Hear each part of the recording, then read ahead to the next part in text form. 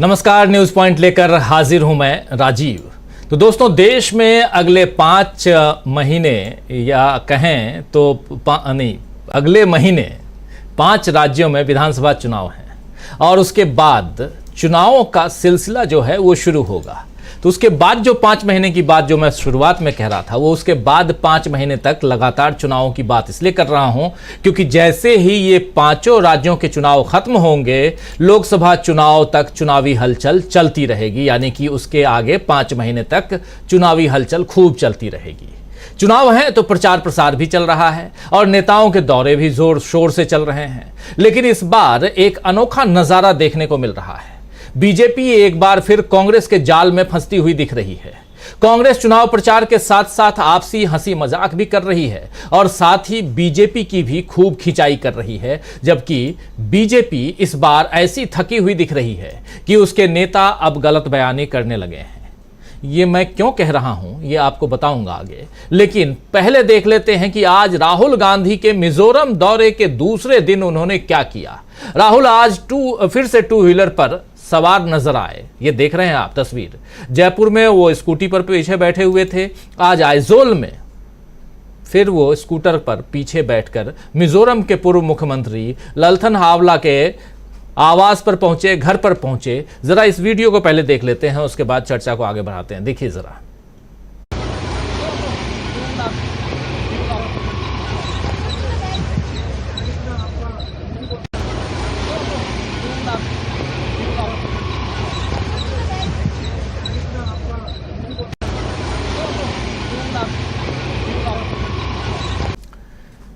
तो ये मिजोरम के पूर्व मुख्यमंत्री हैं, कांग्रेस पार्टी के नेता ललथन हावला अपने स्कूटर पर बैठाकर राहुल गांधी को लेकर जा रहे हैं। देखिए तस्वीर में आप देख ही रहे हैं। मिजोरम कांग्रेस के आधिकारिक एक्स यानी ट्विटर अकाउंट से स्कूटर पर सवार राहुल गांधी की तस्वीरों को साझा करके लिखा गया है, मोहब्बत इज स्पीडिंग अप, यानी मोहब्बत रफ्तार पकड़ रही है।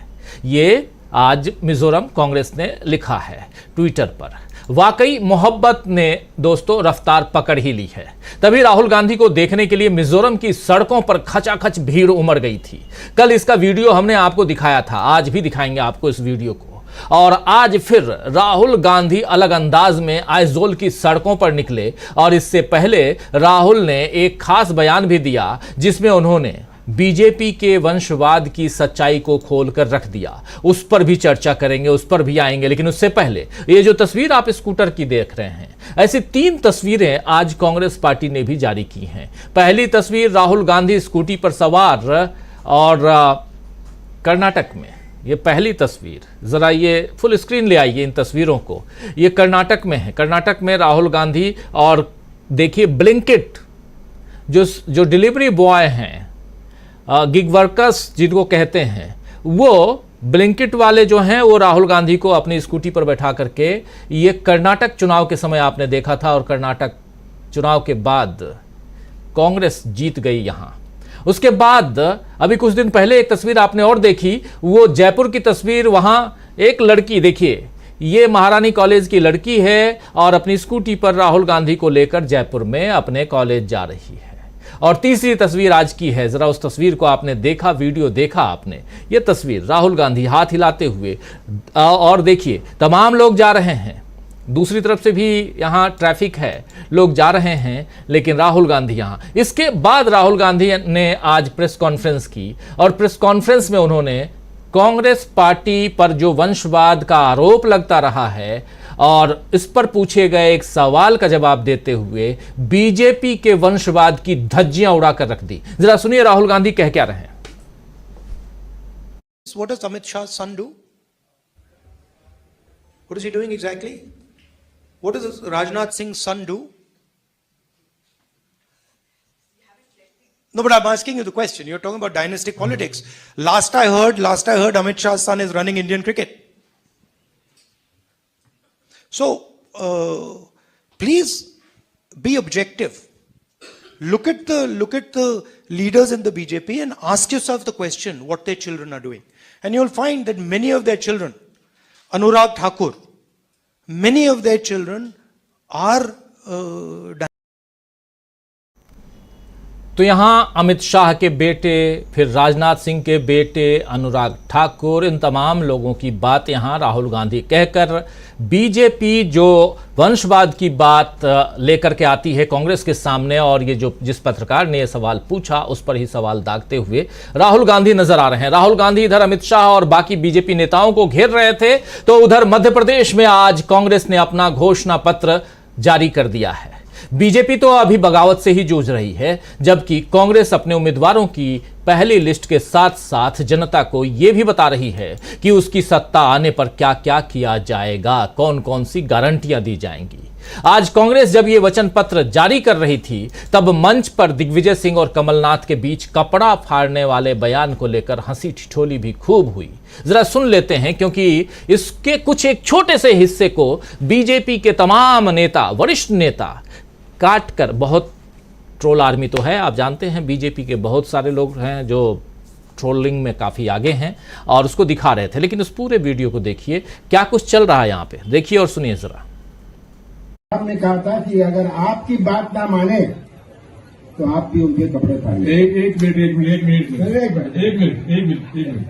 भैया, ए फॉर्म और बी फॉर्म पर दस्तखत किसके होते हैं? पीसीसी प्रेसिडेंट के। तो कपड़े किसके फटने चाहिए बताओ? अच्छा, मेरा और दिग्विजय सिंह का संबंध राजनीतिक नहीं है, हंसी मजाक का है, प्यार का है। दिग्विजय सुनते रहो। और मैंने बहुत पहले इनको एक पावर ऑफ अटॉर्नी दी थी अपनी। वो पावर ऑफ अटॉर्नी थी कि कमलनाथ के लिए आप पूरी गालियां खाइए, ठीक है? तो ये पावर ऑफ अटॉर्नी आज के दिन भी वैलिड है। लेकिन ये भी सुन लीजिए, गलती कौन कर रहा है ये पता होना चाहिए। देखिए, गलती हो या नहीं हो, गाली खानी है। तो मेरा संबंध इनसे बहुत पुराना है। जैसे मैंने कहा, राजनीतिक संबंध नहीं है, हमारा पारिवारिक संबंध है। तो ये भैया एक मिनट, बीजेपी अपनी चला दे। बात हम ये कह रहे हैं कि भाई शंकर का जी का काम यही है विष पीने का, तो पिएंगे। इन्होंने बहुत सारे कर्जे घूट मेरे लिए पिए हैं, आगे भी पीने पड़ेंगे, गिरना चाहिए। तो सुना आपने, कांग्रेस के दोनों पूर्व मुख्यमंत्रियों के बीच ये हंसी मजाक बता रहा है कि अभी मध्य प्रदेश कांग्रेस पूरी एकजुटता के साथ चुनाव में उतरी हुई है, जबकि बीजेपी अपनी ही टुकड़े टुकड़े टोली का शिकार होती हुई बीजेपी दिख रही है। छत्तीसगढ़ से लेकर तेलंगाना और मिजोरम से लेकर राजस्थान तक कांग्रेस इस बार पूरी तरह से बीजेपी को घेर चुकी है और बाजी पलटने को तैयार है, जबकि बीजेपी समझ ही नहीं पा रही है कि कैसे कांग्रेस का मुकाबला करें। लिहाजा अब गलत बयानी के नए पाताल तैयार हो गए हैं। ऐसा क्यों कह रहा हूं? इसलिए कह रहा हूं क्योंकि कल छत्तीसगढ़ में अमित शाह ने यह दावा कर दिया कि IIT, IIM ये सारे संस्थान बीजेपी ने बनाए हैं। जरा सुन लीजिए। IIT, IIIT, IIM, एम्स देश में सबसे पहले बनाने का काम भारतीय जनता पार्टी ने किया। क्या बोला तूने? भाजपा ने झूठ बोलने में दुनिया के सारे रिकॉर्ड। तो ये आप सुन रहे थे, और इस पर कांग्रेस ने ये वीडियो बनाया है जिसका थोड़ा सा पार्ट आप देख रहे थे। तो और यहाँ कैसे भाजपा झूठ बोल रही है ये बता रही है कांग्रेस पार्टी। खैर, बीजेपी को लगता है कि उसके हर झूठ को लोग चुपचाप सुन लेंगे, लेकिन इस बार ऐसा नहीं हो रहा है। अमित शाह के इस दावे के साथ ही सोशल मीडिया पर लोगों ने उन्हें याद दिला दिया कि नेहरू जी के समय में ये सारे संस्थान बने हुए हैं, और तब बीजेपी ही अस्तित्व में नहीं आई थी, तब तो बीजेपी अस्तित्व में थी ही नहीं। कुछ लोगों ने मजाक में अमित शाह और नरेंद्र मोदी के बीच झूठे दावों के कंपटीशन की बात भी कर दी, यानी इन दोनों में कौन कितना झूठ बोल सकता है, इसके कंपटीशन में दोनों को खड़ा कर दिया जाए। खैर, चुनाव का वक्त है दोस्तों, और बीजेपी के झूठ लोग पकड़ रहे हैं, और इधर कांग्रेस भी उसकी पोल खोल रही है, यानी बीजेपी को कांग्रेस ने बुरी तरह फंसा दिया है। तो आइए दोस्तों, आज न्यूज पॉइंट में चर्चा करेंगे कि क्या कांग्रेस के सामने अब टिक पाएगी बीजेपी, क्या कांग्रेस के जाल में फिर से फंस गई है बीजेपी। लेकिन उससे पहले कांग्रेस के जाल में बीजेपी फंसी है कि नहीं फंसी है, इससे पर्दा हम उठाएंगे हमारे तमाम वरिष्ठ पैनलिस्ट साथियों के बीच जब चलेंगे तब। लेकिन उससे पहले जब राहुल गांधी की ये तस्वीरें आप देख रहे हैं, आइजोल की तस्वीरें हैं, मिजोरम की तस्वीरें, लेकिन उसके अलावा आज जब प्रेस कॉन्फ्रेंस हो रही थी तो राहुल गांधी ने वहां 5 राज्यों में जीतने का दावा कर दिया। जरा सुनिए कि अगले ये जो आगामी चुनाव जो अगले महीने 7 तारीख से 30 तारीख तक चुनाव होने हैं और 3 दिसंबर को उसका रिजल्ट आना है, उससे पहले राहुल गांधी का ये ऐलान काफी मायने रखता है, क्योंकि इस बयान को हम 3 तारीख को जब रिजल्ट वाले दिन बैठेंगे तो एक बार नहीं कई बार हम सुनेंगे और सुनाएंगे। सुनिए जरा। If you look at the states where we are fighting elections, Telangana, Madhya Pradesh, Rajasthan, Chhattisgarh, and Mizoram, we're going to win in every single state. So it's not, I'm actually surprised, it's not challenging, because when I go to Madhya Pradesh, I see a huge upsurge against the BJP. When I go to Chhattisgarh, I see huge support for our government's work there. The same in Rajasthan. So the people who are going to be having to hold on to their position is the BJP and not us. And I think if you look carefully at the opinion polls, you will find support for what I'm saying.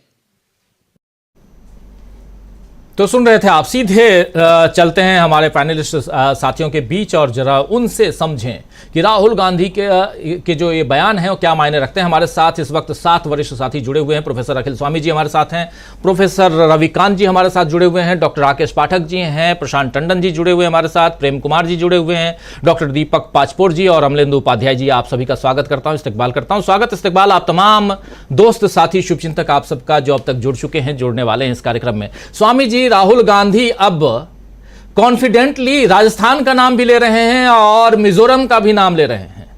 इससे पहले राहुल गांधी ने उस confidence के साथ राजस्थान का नाम नहीं लिया था जिसकी खूब चर्चा हुई। और राजस्थान के मुख्यमंत्री जो अभी वर्तमान मुख्यमंत्री हैं अशोक गहलोत, उनसे कई पत्रकारों ने सवाल भी पूछा कि आपके नेता ही आप पर भरोसा नहीं जता रहे हैं। लेकिन आज तो देखिए every single state, every single seat, ये बात कह रहे हैं राहुल गांधी। क्या मायने रखा जाए? देखिए राजीव जी, राहुल गांधी इसलिए कॉन्फिडेंटली कह रहे हैं क्योंकि पिछले 2-3 दिन के अंदर स्थिति में इतना ज्यादा परिवर्तन हुआ है जो हम भी महसूस कर रहे हैं और राहुल जी भी महसूस कर रहे हैं और बल्कि बीजेपी भी महसूस कर रही है। राजनाथ सिंह जब मीटिंग करने गए तो आपने देखा होगा कुर्सियां बिल्कुल खाली थी और वहां पे राजनाथ सिंह को इतना अपने ऊपर ये अफसोस हुआ कि बीजेपी की ये स्थिति हो गई है पिछले 2 महीने के अंदर कि आज बिल्कुल खाली पंडाल, खाली कुर्सियों को राजनाथ सिंह जो है वो देख रहे हैं। एक और चीज देखिए, आज के तारीख में ऐसा मुझे लग रहा है जो घटनाएं घटी हैं पिछले 48 घंटे के अंदर, आपने देखा बुधनी के अंदर जो ट्राइडेंट ग्रुप है, जो कि एक बहुत बड़ा ग्रुप है, पब्लिक लिमिटेड कंपनी है, लिस्टेड कंपनी है, शिवराज सिंह चौहान के कॉन्स्टिट्यूएंसी के अंदर की यूनिट है। शिवराज सिंह चौहान उनके हर फंक्शन में जाते हैं। एक प्रकार से शिवराज सिंह चौहान के बहुत अच्छे संबंध हैं। उनके यहाँ आज भीषण इनकम टैक्स की रेड हुई है और ईडी वालों ने भी उनके ऊपर धावा बोला है। इसका मतलब यह है कि आज की तारीख में मोदी जी कांग्रेस से नहीं लड़ रहे हैं, आज की तारीख में वो वसुंधरा राजे से लड़ रहे हैं और शिवराज सिंह चौहान से लड़ रहे हैं। अब आप सोचिए, आप एक कल्पना कीजिए कि अगर कोई एक सेना अपने अपोजिट सेना से लड़ने के बजाय अपने ही सेना के सेनापतियों से लड़ ले तो उसकी स्थिति क्या होगी। एक नेता है, सत्ता के मेंबर ऑफ पार्लियामेंट थे, जगदीश प्रसाद यादव। ये पुराने नेता हैं बीजेपी के, 1977 में भी मेंबर ऑफ पार्लियामेंट का इलेक्शन लड़े थे। आज उन्होंने जो स्टेटमेंट दिया है, उन्होंने कहा कि बीजेपी बिल्कुल गुमराह हो गई है, रास्ते से भटक गई है। और राजीव जी, वास्तविकता यह है कि आज की तारीख में जितनी बड़ी चुनौती जो कांग्रेस है वो पेश कर रही है, कमलनाथ और दिग्विजय सिंह के आपस में जो वार्तालाप हुआ उसे आपसे महसूस हुआ कितने अच्छे पारिवारिक संबंध हैं, जो आप वहां छत्तीसगढ़ में भी देख रहे हैं, आप राजस्थान में भी देख रहे हैं। पायलट साहब किस तरह से मेहनत कर रहे हैं, वहां पे गहलोत साहब कैसे मेहनत कर रहे हैं, वहां पे सिंहदेव साहब कैसे मेहनत कर रहे हैं, बघेल साहब कैसे कर रहे हैं। इसका मतलब यह है एक तरफ एक सेना ऐसी है जो कि कोहेरेंट रूप में आपस में एकजुट होकर एक परिवार की तरह लड़ रही है, और दूसरी तरफ स्थिति यह है कि बीजेपी के जो प्रधान सेवक हैं वो अपने क्षेत्रों के, अपने राज्यों के सेनापतियों से लड़ रहे हैं। जो आपके तोमर साहब हैं अपने कॉन्स्टिट्यूएंसी में गए नहीं हैं। इसका मतलब यह है कि तोमर साहब भी उसी स्थिति में हैं। नरोत्तम मिश्रा की स्थिति यह है कि उन्हीं के पार्टी के आरएसएस के कार्यकर्ता उनको चुनौती दे रहे हैं, तो कांग्रेस ने उन्हीं के जो अपने प्रभाव वाले क्षेत्र के व्यक्ति को उनके खिलाफ लड़ाया है। तो बुधनी में भी ये स्थिति है, यही स्थिति आपके इंदौर के अंदर है, यही आपकी सतना के अंदर है, पूरे प्रदेश के अंदर और पूरे हिंदुस्तान के अंदर जो स्थिति आप देख रहे हैं, क्योंकि कांग्रेस एकजुट सेना की तरह लड़ रही है। और मिजोरम में जिस प्रकार से राहुल गांधी ने आज संबोधन किया, प्रेस कॉन्फ्रेंस की बात की, ये बहुत महत्वपूर्ण बात उन्होंने कही। उन्होंने कहा कि देखिए यहाँ पे जो आपकी क्या नाम है उसका ZPM और MNF, ये दोनों पार्टियां जिस प्रकार से आरएसएस को और बीजेपी को मिजोरम के अंदर घुसा रही हैं, घुसपैठ करा रही हैं, मणिपुर में अत्याचार करने के बाद जो मिजोरम उनका एक प्रकार का इनका भाई बहन का संबंध है, उसके अंदर जो विद्वेष पैदा करा रही हैं, और जिस प्रकार से मेघालय ये मणिपुर से लोग मिजोरम के अंदर आए हैं, जो स्थिति वहां पैदा हुई है, इसका मतलब यह है कि बीजेपी के नेता ये समझ गए हैं कि वहां पे आपसी पारस्परिक लड़ाई हो रही है। वो कांग्रेस से नहीं लड़ रहे हैं, वो अपने लोगों से ही लड़ रहे हैं। जी, कांग्रेस से बीजेपी नहीं लड़ रही है, बल्कि बीजेपी अपने लोगों से लड़ रही है। आइजोल से राहुल गांधी का जो ऐलान है कि हम 5 राज्य जीत रहे हैं, every single state we are going to win, क्या मायने रखता है प्रोफेसर रविकांत जी?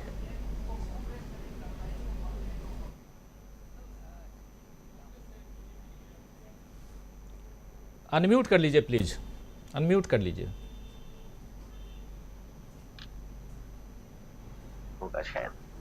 जी, आ रही आवाज आ रही है जी जी। पहली बात तो यह है कि राहुल गांधी इस समय सबसे सच्चे और विश्वसनीय नेता के रूप में है। उन्होंने कभी ये इस तरह से नहीं बोला था। राजस्थान के बारे में पहले उन्होंने कहा था कि वहां नेक टू नेक लड़ाई है, लेकिन अब अगर वो कह रहे हैं तो जाहिर तौर पर उन्होंने इन 5 राज्यों की जमीन को, वहां के लोगों के जो आकांक्षाएं हैं उनको परखा होगा। सबसे बड़ी बात यह है कि राहुल गांधी जब ये कह रहे हैं तो जो सत्ता पक्ष है उसके ऊपर उसका क्या असर होने जा रहा है। जनमानस तो राहुल गांधी की तरफ देख ही रहा है, और ये जो परिस्थितियां हैं उसमें अब अमित शाह तो झूठ बोलेंगे कि IIT भी अब बीजेपी ने सबसे पहले बनाई। तो सत्ता पक्ष इस समय बौखलाया हुआ है और कुछ भी बोल रहा है। इसको कहते हैं ना कि जब आप अकबकाए होते हैं तो कुछ भी बोलना शुरू कर देते हैं। उस हालत में बीजेपी और उसके नेता पहुंच गए। लेकिन राहुल गांधी ने एक तो संगठन के स्तर पर जो काम किया, चाहे मध्य प्रदेश हो, छत्तीसगढ़ हो या राजस्थान हो, इन तीनों राज्यों में उन्होंने जो भी डिस्प्यूट थे वो दुरुस्त किए। बघेल साहब और TS सिंहदेव के बीच, दिग्विजय और कमलनाथ के बीच जो खबरें आ रही थीं, या सचिन पायलट और गहलोत के बीच, उन सबको जिस तरह से उन्होंने जोड़ा है, ये सिर्फ भारत जोड़ो यात्रा में लोगों को ही नहीं जोड़ा, उन्होंने अपनी पार्टी को भी जोड़ा। तो ये सबसे ज्यादा मजबूत बन रहा है। और दूसरा, बीजेपी की अगर आप सूरत देख लीजिए तो मोदी जी जिस तानाशाही पूर्ण रवैये से सरकार ही नहीं चला रहे, पार्टी भी चला रहे, उन्होंने कोई फिक्र नहीं की। शिवराज सिंह चौहान की वहां पर 3-4 और उनके समानांतर खड़े कर दिए, फिर उनके किसी करीबी व्यक्ति पर आज रेड भी हो गई CBI की शायद, और इधर रमन सिंह को उन्होंने खत्म कर दिया, वसुंधरा राजे पर आप तुले हुए हैं। तो बीजेपी में भी अंदर से बिखराव है, और इसको वो देख रहे हैं राहुल गांधी। जो तेलंगाना है, तेलंगाना में लड़ाई तो सीधे BRS और कांग्रेस के बीच है, और उसमें भी बढ़त कांग्रेस को है। मिजोरम के हालात अब बदले हुए हैं। पिछली बार भी 30% वोट मिला था कांग्रेस पार्टी को, सीटें केवल 5 थीं, लेकिन यही अगर वोट बैंक थोड़ा बढ़ता है तो वो सीटों में कन्वर्ट होगा। और ऑब्वियस है कि राहुल गांधी जमीन को देख रहे होंगे। कल जो उन्होंने लोगों के बीच में जो चले, जो वहां के लोगों का विश्वास उन्होंने देखा, तो ये जो राहुल गांधी कह रहे हैं उसमें दम मुझे लगता है, उसमें विश्वास, उसमें भरोसा करने लायक बात है, क्योंकि ये राहुल गांधी है, ये नरेंद्र मोदी नहीं है। राहुल गांधी ने कभी इस तरह से बात नहीं की, वो कभी भी जुमलेबाजी नहीं करते। ये हम ही नहीं, इस देश की जनता भी अब समझ चुकी है। जी राजीव जी।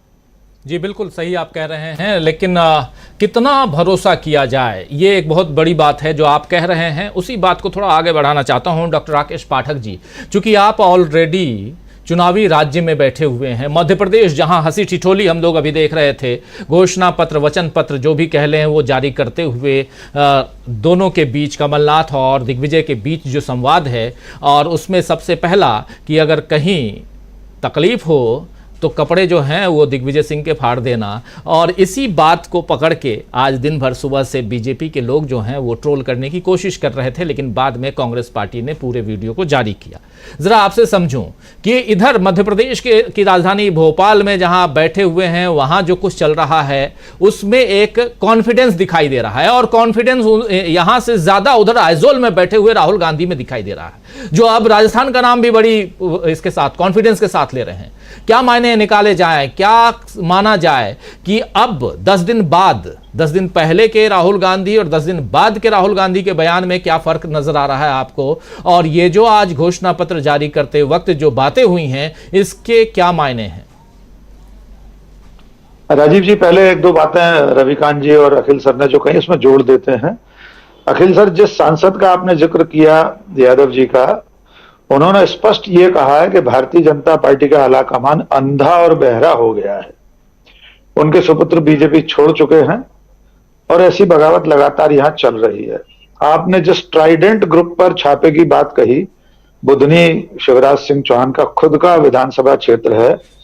एक दिलचस्प तथ्य उसमें यह है कि इस ट्राइडेंट समूह के डायरेक्टर हैं एंटोनी डिसा। एंटोनी डिसा 2016-17 में शिवराज सिंह सरकार में मध्य प्रदेश के प्रशासनिक मुखिया रहे, चीफ सेक्रेटरी मध्य प्रदेश के। वो इस ट्राइडेंट समूह के डायरेक्टर हैं। अब आपकी बातों पर आते हैं राजीव जी। आपने आइजोल का जिक्र किया, हमारे दर्शकों की याददाश्त थोड़ी ताजा हो जाए तो उन्हें यह बता देना जरूरी है कि ये जो मिजोरम राज्य है 1950 तक, 1960 तक यहां पर किस तरह के अलगाववादी आंदोलन चल रहे थे ललडेंगा के नेतृत्व में। ललडेंगा ने तो खुद को स्वतंत्र राष्ट्र के रूप में, स्वतंत्र देश के रूप में घोषित कर दिया था। पूरी घेराबंदी आइजोल की कर ली थी, चीन और पाकिस्तान से मदद ली जा रही थी, और उसके बाद एक लंबा सिलसिला वहां पे हिंसक आंदोलन का मिजोरम ने झेला है, मिजो नेशनल फ्रंट के और भारत के बीच। बाद में राजीव गांधी के समय 30 जून 1986 को समझौता हुआ, जिसको हम मिजो अकॉर्ड कहते हैं, राजीव लोंगोवाल समझौता, और उसके बाद मुख्य धारा में मिजोरम आज हमारे साथ है। शुरू में ललडेंगा खुद भी मुख्यमंत्री रहे।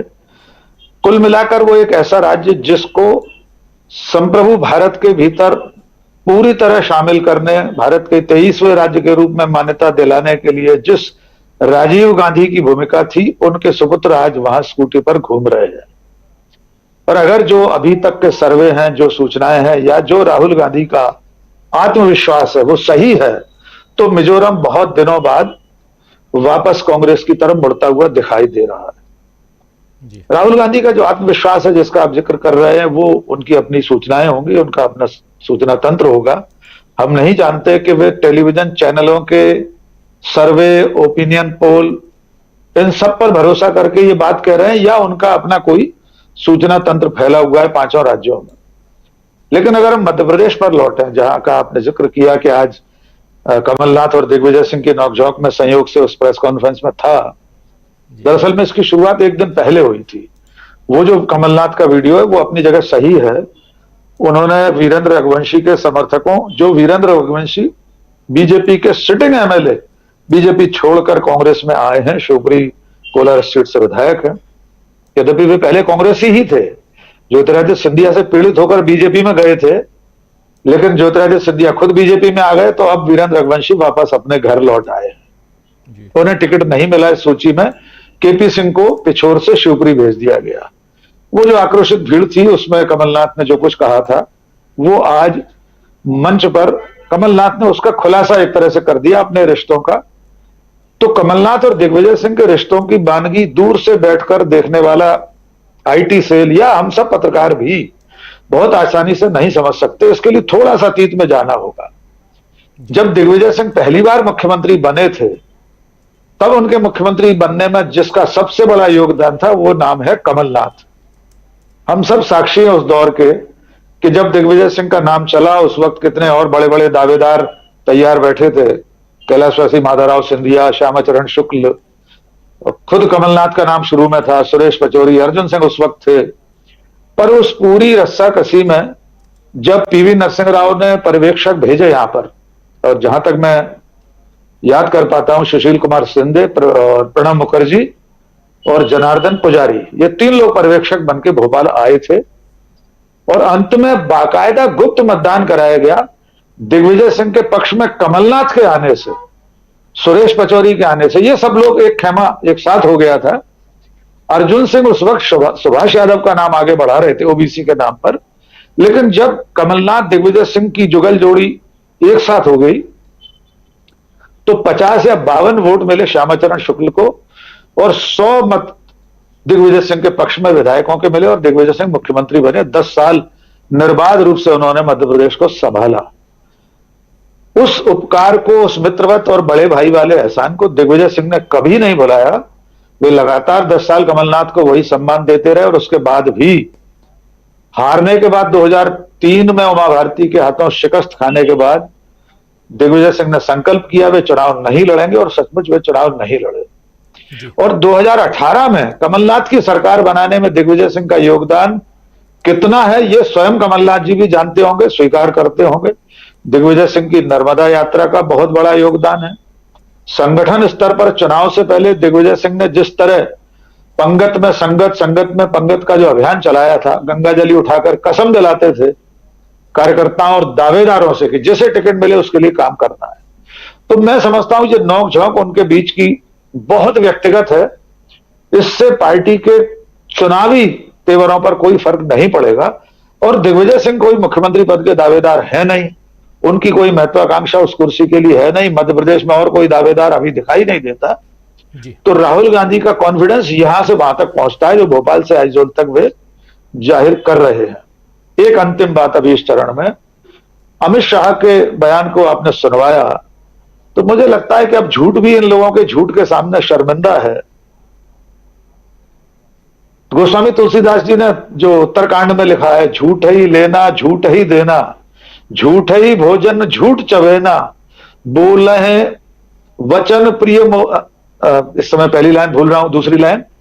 और वे कहना चाहते हैं तुलसीदास जी कि ये इस तरह के लोग जो हैं इनका झूठ बोलना ही सुबह से शाम तक होता है। झूठ ही लेते हैं, झूठ ही देते हैं, झूठ का ही भोजन करते हैं, झूठ का ही चवेना होता है। लेकिन ये मधुर वचन बोलते हैं मोर की तरह, लेकिन जो सर्प को भी खा जाते हैं, इतने कठोर हृदय होते हैं।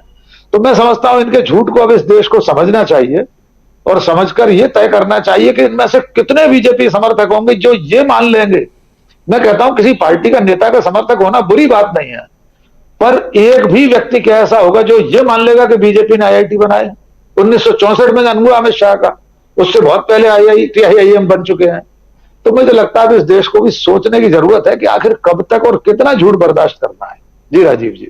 जी बिल्कुल, झूठ और सिर्फ झूठ, और उसमें भी आईआईटी, आईआईएम्स और ऐसी तमाम जो संस्थाएं हैं जिसके बारे में हम लोग कई बार चर्चा करते भी हैं कि नेहरू जी के समय से भारत का जो एक डेवलपमेंट स्ट्रक्चर जो है, शुरुआती जो डेवलपमेंट्स थे उसको यहाँ रखने की जो कोशिश हुई थी, उसको अपने नाम पर भुनाना ये झूठ नहीं, महाझूठ है।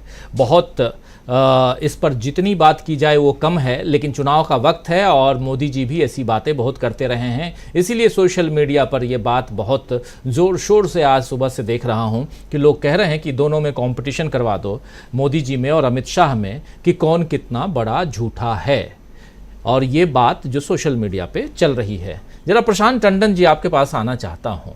हम लोग चर्चा झूठ सच की नहीं कर रहे हैं, चर्चा हम यहाँ कर रहे हैं आइजोल से लेकर वाया राजस्थान मध्य प्रदेश और तेलंगाना तक, बीच में छत्तीसगढ़ भी है ज़रा। और राहुल गांधी के उस कॉन्फिडेंस की बात कर रहे हैं हम, जिसमें आज बोल रहे हैं कि हर स्टेट में हम जीत रहे हैं। इसको वहाँ से लेकर यहाँ तक, यानी पिछले 15-20 दिनों में क्या कुछ बदला है, जरा वो बदलाव क्या आया है ये आपसे समझना चाहता हूं। फिर आपके बाद प्रेम कुमार जी से भी यही बात समझूंगा कि क्या बदलाव आया है कि राहुल गांधी आज कॉन्फिडेंटली कह रहे हैं। और उसमें आखिर में आप लोगों ने शायद सुना होगा कि राहुल गांधी कह रहे हैं कि आज की तारीख में जितने सर्वे भी आ रहे हैं, और खासकर उन लोगों के सर्वे जो अभी तक कहलाते हैं किसी और खेमे के लोग, वो भी अब हमें जीत दिखा रहे हैं, हमारी पार्टी की जीत दिखा रहे हैं।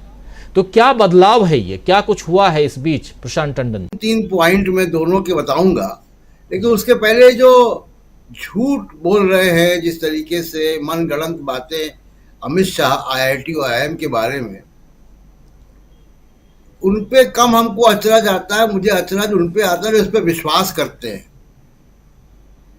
और सुबह पार्कों में ये व्हाट्सएप वाले जो रिटायर्ड लोग हैं, माफी के साथ रिटायर्ड लोगों से, लेकिन ये जो कांग्रेस के ज़माने की पेंशन जिनको अभी मिल रही है, सबसे ज़्यादा यही पार्कों में प्रचार करते हैं।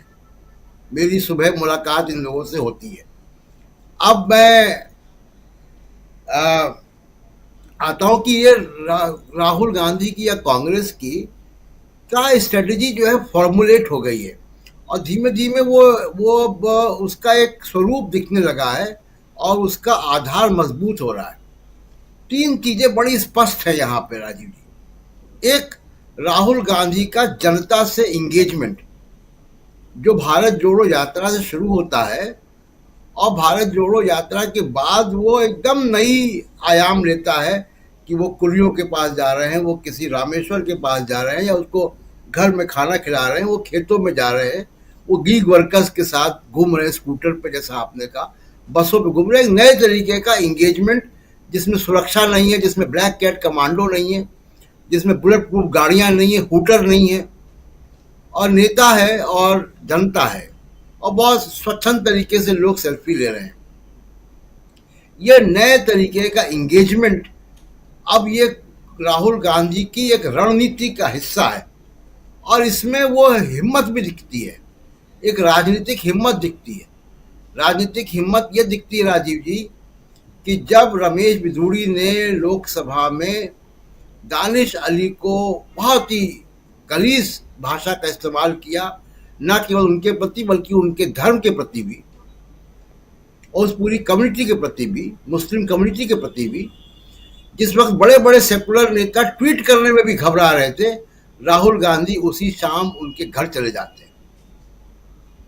ये एक हिम्मत, जो पॉलिटिकल हिम्मत है, जो जिसको मुस्लिम शब्द का नाम लोग देना बंद कर चुके हैं, और वो घर जाते हैं उनके दानिश अली के साथ। तो ये नए तरीके का जो इंगेजमेंट है राहुल गांधी का, जिसमें एक पॉलिटिकल बोल्डनेस भी है और जनता के प्रति जो है वो एक नए तरीके की मुहावरा। दूसरी बात, सामाजिक न्याय की राजनीति पर जोरदार कदम। कांग्रेस ने ये कदम नहीं रखा था अभी तक। बहुत आंशिक रूप से अर्जुन सिंह ने किया था जब उन्होंने मंडल कमीशन को एजुकेशन इंस्टीट्यूशंस में लागू किया था। उसके बाद कांग्रेस ने सामाजिक न्याय की राजनीति पर उस तरीके से मुखर रूप से, वोकल तरीके से नहीं आई। राहुल गांधी न केवल सामाजिक न्याय की राजनीति में रहे हैं, वो भाषा बोल रहे हैं जो एक्टिविस्ट बोला करते हैं कि 90 सचिवों में सिर्फ 3 ओबीसी हैं, और उसके अलावा जाति जनगणना की मांग। ये बहुत बड़ी चीज है। ये दोनों चीजें देखिए मोदी साहब नहीं कर सकते। मोदी साहब किसी बच्चे के, युवक के स्कूटर में बैठ कर नहीं घूम सकते। उन्होंने घोषित कर दिया कि वो अवतार हैं, वो ऊपर रहते हैं और जनता नीचे होती है। कभी भी आप देखिए मोदी साहब की वेशभूषा, वो उस वेशभूषा में नहीं होते जिस वेशभूषा में आम इंसान होता है। वो कोई मुकुट पहने हुए होते हैं, कोई एक अजीब सा कपड़ा पहने होते हैं। वो जनता का कपड़ा नहीं, हमारी आपकी तरह कपड़े नहीं पहनते वो। राहुल गांधी टी शर्ट पहने हुए हैं, पैंट पहने हुए हैं, चप्पल पहने हुए हैं और जा रहे हैं जी। ये आम आदमी, ये मोदी साहब नहीं कर सकते। मोदी साहब हुटर वाली गाड़ियों के पीछे रहेंगे, बुलेट प्रूफ के पीछे रहेंगे, कमांडोज के पीछे रहेंगे, हेलीकॉप्टर से उतरेंगे, हेलीकॉप्टर से उड़ जाएंगे। सोशल जस्टिस की बात मोदी साहब नहीं कर सकते। और तीसरी बात जो मोदी साहब नहीं कर सकते वो है वेलफेयरिज्म। जो जन कल्याणकारी योजनाएं, चाहे और वो टारगेटेड योजनाएं कि आपने गारंटी दी और उस गारंटी को एक राज्य में आपकी सरकार आई, उन्होंने इंप्लीमेंट कर दिया। मोदी साहब कोई एक भी घोषणा अपनी नहीं बता सकते जिसको इंप्लीमेंट किया हो। याद कीजिए कि जब वो बिहार में गए थे 2015 के चुनाव की बात है, सबको याद होगा, बहुत नाटकीय अंदाज में जैसे कि बोलियां लगती हैं कि कितना पैसा दूं आपको, 1 करोड़ 1 लाख करोड़ दूं कि 1.25 लाख करोड़ दूं। और लालू यादव ने उस वक्त उनकी मिमिक्री भी की थी। लेकिन कोई आज 10 साल बाद क्या मोदी साहब बता सकते हैं कि बिहार को कितना पैसा दिया? अभी हाल फिलहाल तक उन्हीं की सरकार थी, नीतीश कुमार उन्हीं के साथ थे, कितना पैसा भेजा बिहार को? तो ये 3 चीजें, इंगेजमेंट, सोशल जस्टिस और वेलफेयरिज्म, ये 3 चीजें मोदी साहब नहीं कर सकते। अब क्या चीजें मोदी साहब के पास है जो राहुल गांधी के पास नहीं है? एक, हेट स्पीच, ध्रुवीकरण की राजनीति, वो उस पे मोदी साहब का एकाधिकार है, मोनोपोली है। वो किसी के प्रति भी नफरत की बात कर सकते हैं। एक वक्त वो मुसलमानों के, पसमानदा मुसलमानों के सबसे बड़े हितैषी बनते हैं, मुस्लिम महिलाओं के हितैषी बनते हैं, और उसी के 2 घंटे बाद वो कपड़ों से पहचानवा भी सकते हैं। तो ये जो मोनोपोली और झूठ बोलने की कला है, ये मोदी साहब के पास है। दूसरा, मोदी साहब के पास मीडिया है। वो कुछ भी करें, वो मीडिया और प्लस एक सर्वे की एजेंसी, ये 2 उनकी एक रहती है। और तीसरी उनके पास है CBI, income tax, bureaucracy, election commission, ये पूरी जो मशीनरी है जिसका बेशर्मी से इस्तेमाल होता है। इनका मुकाबला राहुल गांधी उन 3 चीजों से कर रहे हैं जो मैंने अभी बताई। तो ये इलेक्शन के बाद, जैसा अगर राहुल गांधी कह रहे हैं, राजीव जी, अगर ये इलेक्शन के रिजल्ट वैसे ही आते जैसा कि दावा कर रहे हैं, वो 5 के 5, 5-0, तो 5-0 में जो तीसरी वाली जो बात है, जो ब्यूरोक्रेसी है, जो सीबीआई है, जो इनकम टैक्स है, जो इलेक्शन कमीशन का खुला समर्थन मिलता है, अदालतें वो फैसला करने में डरती हैं जहां पे पॉलिटिकल मामला हो, मेरे ख्याल से ये 5-0 होगा या 4-1 भी होगा अगर, तो ये चीज़ों में तब्दीली आएगी।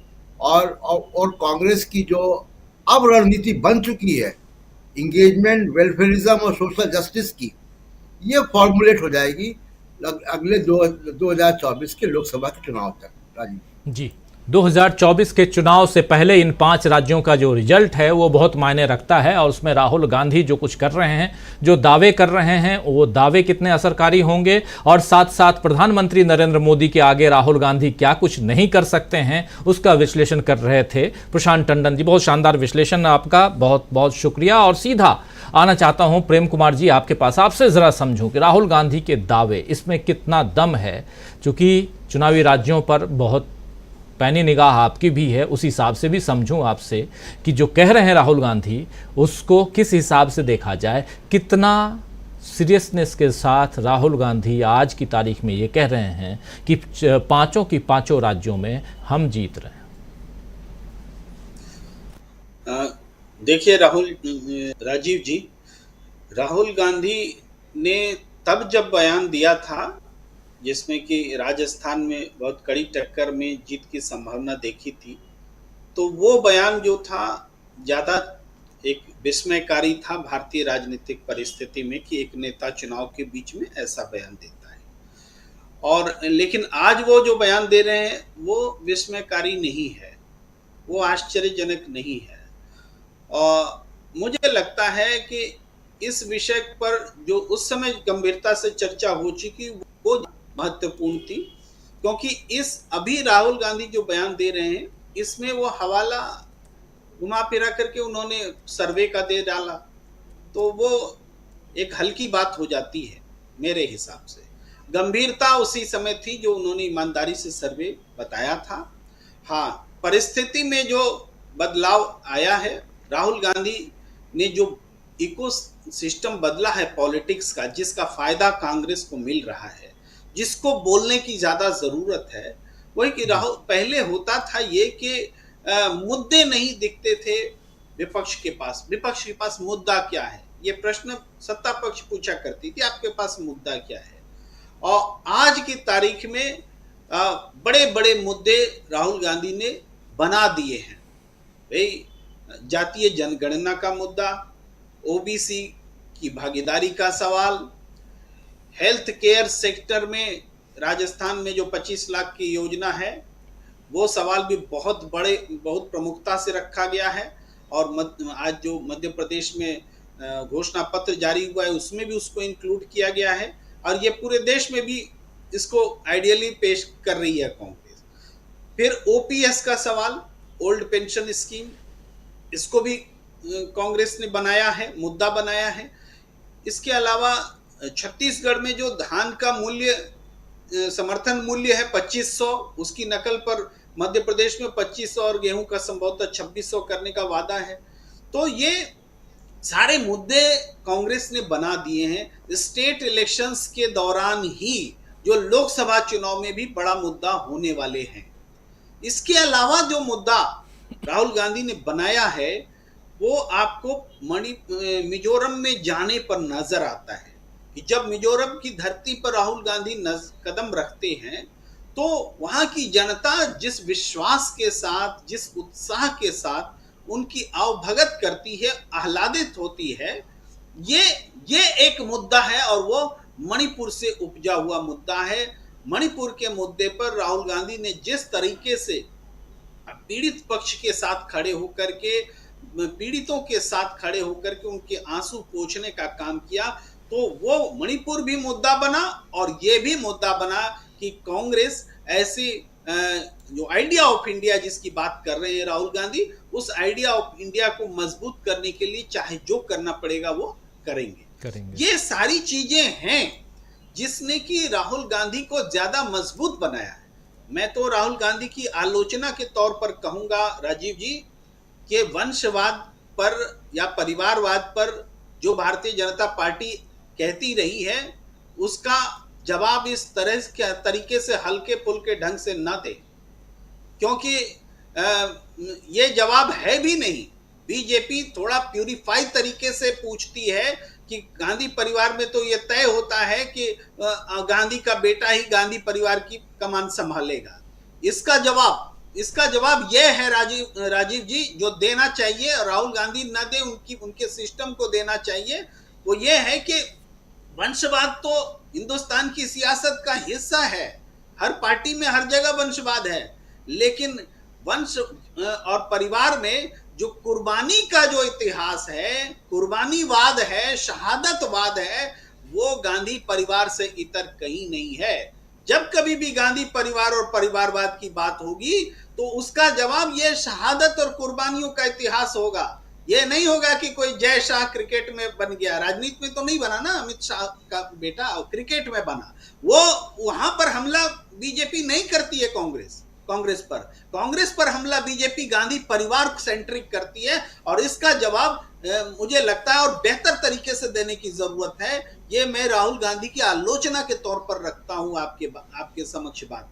लेकिन मुद्दों को तलाशने में, राजनीति को खड़ा करने में जिस तरीके से राहुल गांधी सफल हुए हैं, उसमें यह बात जरूर है कि राजस्थान में जहां कुछ समय पहले राहुल गांधी थोड़ा संकोच कर रहे थे, ये बताते हुए कि पता नहीं क्या होगा, आज वो कह रहे हैं, तो हम जैसे लोग ये मान सकते हैं कि उन्होंने अपने अनुभव से ऐसा कहा है। लेकिन जनता को मानने के लिए अभी दृष्टांत की जरूरत होगी, मुझे ऐसा लगता है, ये मेरा अपना मानना है। तो कुल मिलाकर के राजनीतिक रूप से हम देख रहे हैं कि मिजोरम में जो उन्होंने कहा है कि मिजोरम को हम मणिपुर बनने नहीं देंगे, और वहां की जो मिजो नेशनल पार्टी है या एक और पार्टी पीपल्स, मैं थोड़ा भूल रहा हूं ना, वो ये दोनों पार्टियां, इन दोनों के बहाने, इन दोनों के सहारे बीजेपी वहां और आरएसएस वहां घुसपैठ करने में लगी है और हम नहीं करने देंगे।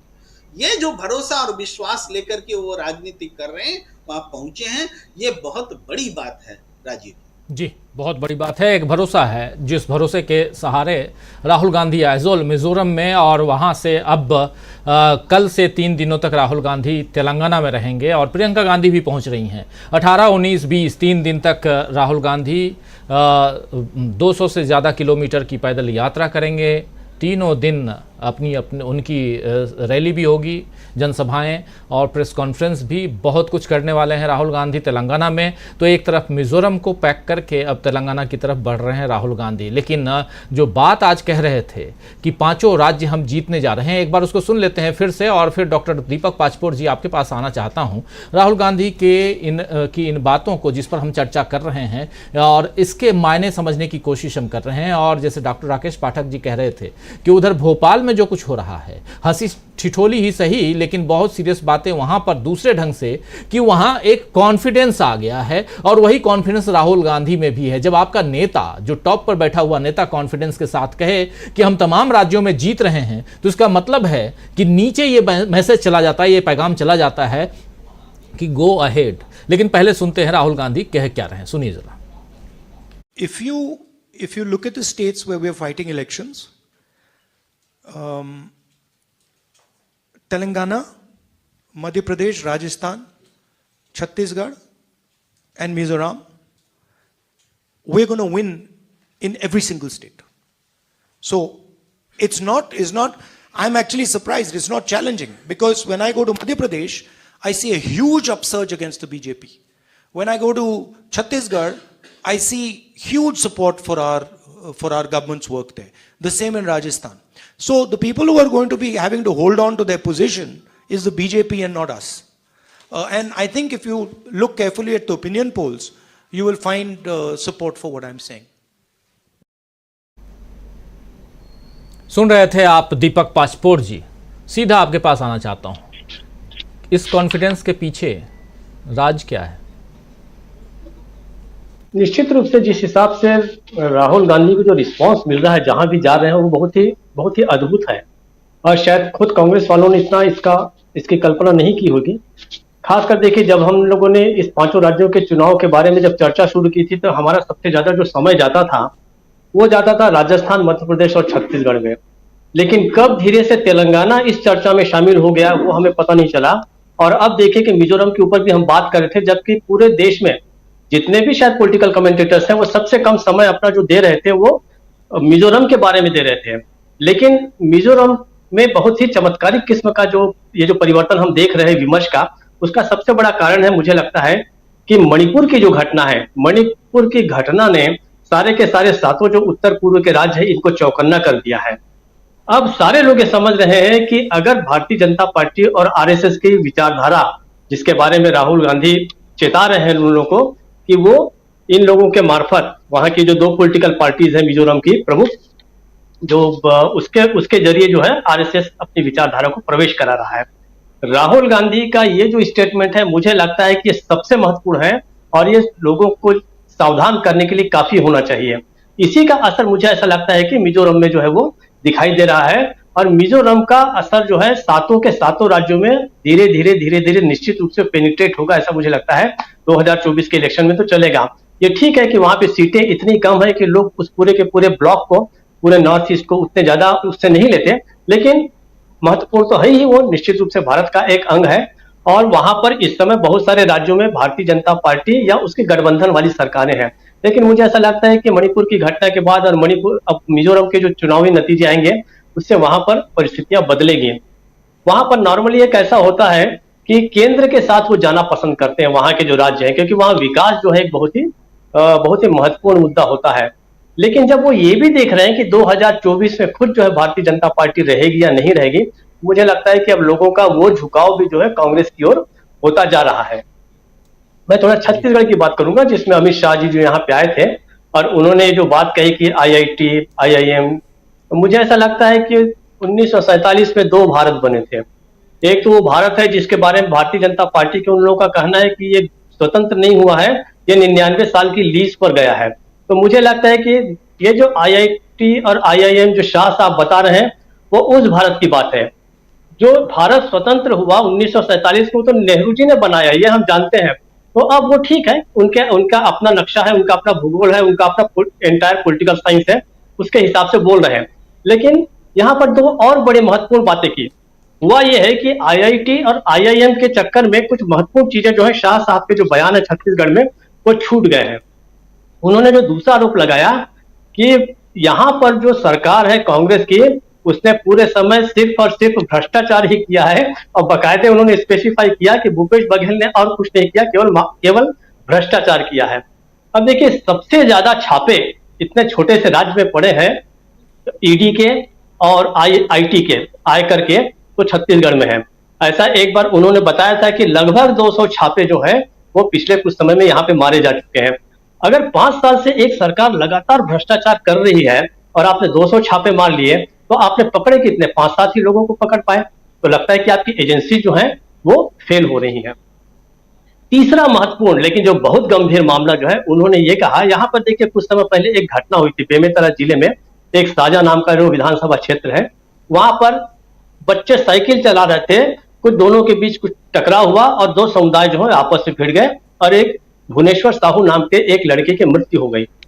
इस मामले को शाह साहब ने आज जो है गृह मंत्री हैं जिनका काम है देश में सांप्रदायिक तनाव को कम करना, अपराधों को कम करना, उन्होंने उसकी याद दिलाई और कहा कि यहाँ पर जो है इस तरीके से लिंचिंग करके एक छत्तीसगढ़ के एक बेटे ईश्वर साहू को गिरफ्तार किया गया, जबकि सच्चाई यह है कि पुलिस ने तत्काल कार्रवाई की और 11 लोगों को गिरफ्तार कर लिया।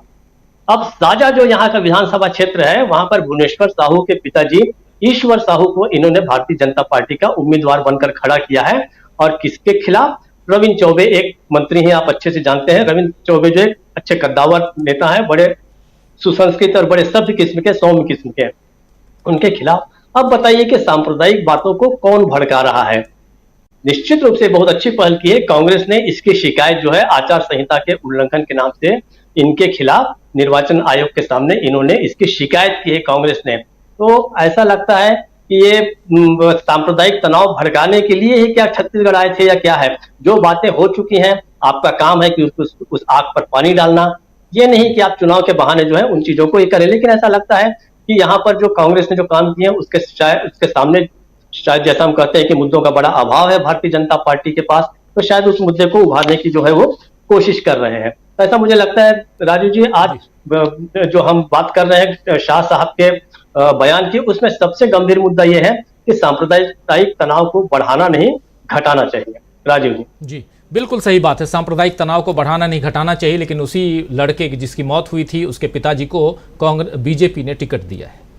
बीजेपी ने अपना कैंडिडेट बनाया है। एक झोपड़ी नुमा घर में वो रहते हैं, लेकिन कैंडिडेट बीजेपी ने बनाया है। तो आप समझ सकते हैं कि इसको सांप्रदायिक रूप से कैसे चुनावी राजनीति में भुनाने की कोशिश है, ये आप यहाँ हमें बताने की ज़रूरत नहीं है, आप अच्छी तरह से समझ सकते हैं। अमलेंदु उपाध्याय जी, ज़रा आपसे भी समझूं, राहुल गांधी के कॉन्फिडेंस की हम बात कर रहे हैं इस पहले चरण में, फिर दूसरे चरण में आते हैं तो आगे और चर्चा हम करेंगे और तेलंगाना भी चलेंगे, वहाँ कल से क्या कुछ होने वाला है। डॉक्टर दीपक पाचपोर जी कुछ जोड़ना चाहते हैं, फिर सीधे अमलेंदु उपाध्याय जी। जी जी, मैं एक मुद्दे की बात एक कहना भूल गया कि हमारे जो शाह साहब ने एक मुद्दा यहाँ पर नहीं उठाया, वो है वंश परंपरा का, जो कांग्रेस के ऊपर जो आरोप है। उसका कारण ये है कि यहाँ पर दिलीप सिंह जूदेव साहब जो थे, हमारे पुराने यहाँ के मंत्री थे, जिन्होंने आदिवासी इलाकों में घर वापसी का कार्यक्रम किया था, उनके परिवार के 2 लोगों को विधायक की टिकट दी है। इसलिए उन्होंने परिवारवाद के ऊपर कोई बात ही नहीं की यहाँ पर। नहीं, ऐसे तो बहुत हैं। खुद रमन सिंह के रिलेटिव्स भी हैं, ऐसे भी लोग हैं, कई लोग हैं जिनको टिकट बीजेपी, इसलिए परिवारवाद पर बीजेपी चुप ही रहे तो बेहतर है। और बहुत शानदार तरीके से यहाँ विश्लेषण कर रहे थे प्रेम कुमार जी और कह रहे थे जो बातें कि आप परिवारवाद को सिर्फ और सिर्फ अगर गांधी परिवार से जोड़कर देखना चाहते हैं तो गांधी परिवार के सामने जो लिगेसी है उसको कैसे आप आगे लेके जाएंगे या इसको आप कैसे डिस्ट्रॉय करेंगे, समझना होगा। और इस बात को बीजेपी नहीं समझती। जहां आप झूठ पे झूठ बोल करके आप सोचते हैं कि लोगों की संवेदनाओं को अपने पक्ष में कर लिया जाए, तो और ये अभी तक तो आप करते रहे हैं, लेकिन कब तक? लोग जानते हैं कि एम्स की स्थापना कब हुई, आईआईटी कब इतने सारे जो बनाए गए, या इतने सारे हॉस्पिटल्स। अभी 2 दिन पहले मैं चर्चा कर रहा था आप लोगों के कार्यक्रम में, आप लोगों के विचारों के बाद, और रख रहा था वहाँ, कुछ लोगों ने यहाँ सवाल किया था कि राम मंदिर बना रही है बीजेपी, लेकिन राम मंदिर आप बना रहे तो हैं, बहुत अच्छी बात है, आपने कितने हॉस्पिटल बना दिए ये भी बता दीजिए। कोरोना काल के बाद आप कितना ज़्यादा इस देश में कितनी परेशानी हुई, उसके बाद आपने क्या कदम उठाए ये ज़रा बता दीजिए। तो शिक्षा, स्वास्थ्य और रोजगार, इन तीनों चीज़ों पे अगर आप लगातार पिछड़ रहे हैं तो आपको कैसे लोग माने कि नहीं जी आप बेहतर शासन दे रहे हैं। और इसीलिए अभी राहुल गांधी यहाँ शायद कह रहे हैं कि 5 राज्य हम जीतने जा रहे हैं। कर्नाटक में वो जीत कर दिखा चुके हैं। स्कूटी की सवारी कर्नाटक में की, स्कूटी की सवारी राजस्थान में की, स्कूटी की सवारी इन्होंने, राहुल गांधी ने अब आइजोल में यानी मिजोरम में कर ली है। क्या कल फिर से स्कूटी की सवारी करने वाले हैं ये भी देखना होगा। और स्कूटी यहाँ क्या मायने रखती है आने वाले समय में, इस पर भी शायद हम लोग किसी दिन एक एपिसोड जरूर करेंगे। लेकिन पहले अमलेंदु उपाध्याय जी। देखिए राजीव जी, मुझे लगता है कि राहुल गांधी जिस आत्मविश्वास से भरे हुए हैं, तो वो आत्मविश्वास उनको उनके कार्यकर्ता और जनता जो है वो दे रही है। मतलब राहुल गांधी कोई फर्जी आत्मविश्वास से भरे हुए नहीं है। राहुल गांधी में जो आत्मविश्वास आया है वो जनता से जो उनको समर्थन मिल रहा है, और जनता से उनको जो प्यार मिल रहा है, मुझे लगता है उसकी वजह से वो आत्मविश्वास आया। और इसी आत्मविश्वास के बल पर राहुल गांधी कह रहे हैं कि हम 5 राज्य जीतने जा रहे हैं। और हो भी सकता है कि 5 राज्य कांग्रेस जो है वो जीत ले। ऐसा नहीं है कि 5 राज्य कांग्रेस नहीं जीत सकती है, क्योंकि अभी तक जो कहा जा रहा था कि साहब राजस्थान जो है वो कमजोर है, तो ये खबरें आ रही हैं जो तथाकथित मुख्य धारा का मीडिया है, या जिसको हम कॉर्पोरेट मीडिया कहते हैं, वो भी कह रहा है कि राजस्थान में भारतीय जनता पार्टी पूरी तरीके से फंस गई है और उसके दांव उल्टे पड़ रहे हैं।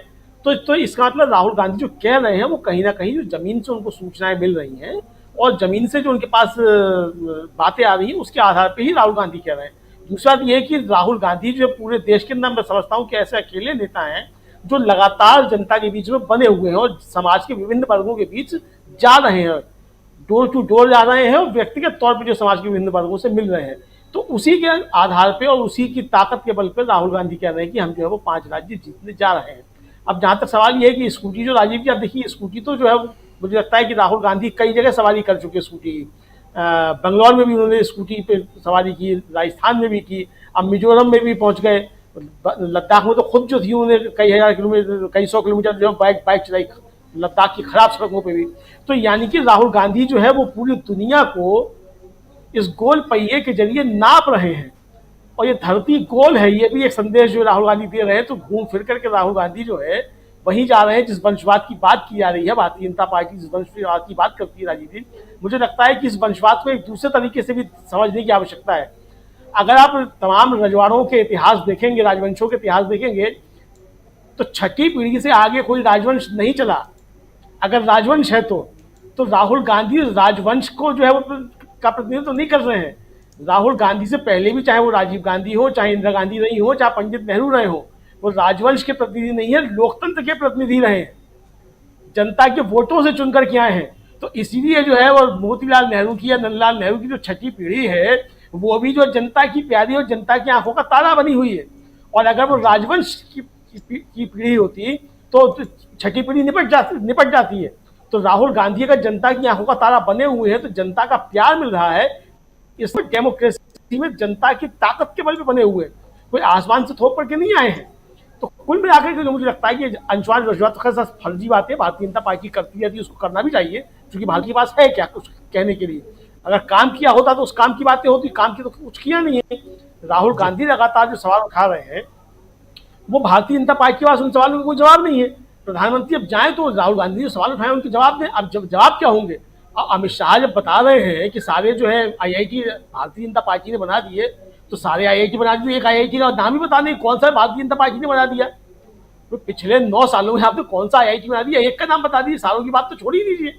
तो मुझे लगता है कि अब ये ठीक है सोशल मीडिया पे चल रहा है, कौन झूठ बोलता है, अब यानी इसका मतलब जनता राजीव जी समझ चुकी है कि अब भारतीय जनता पार्टी का जो एकमात्र सहारा है वो झूठ है, और वो झूठ भी अब जनता पकड़ ले रही है, तो ये झूठ भी चलने वाला नहीं है। जी राजीव जी बिल्कुल, एक झूठ जो सहारा उसको भी अब जनता पकड़ रही है, समझ रही है जनता। आना चाहता हूं सीधा अब प्रोफेसर अखिल स्वामी जी, क्या लगता है आपको कांग्रेस के जाल में फंस गई है बीजेपी?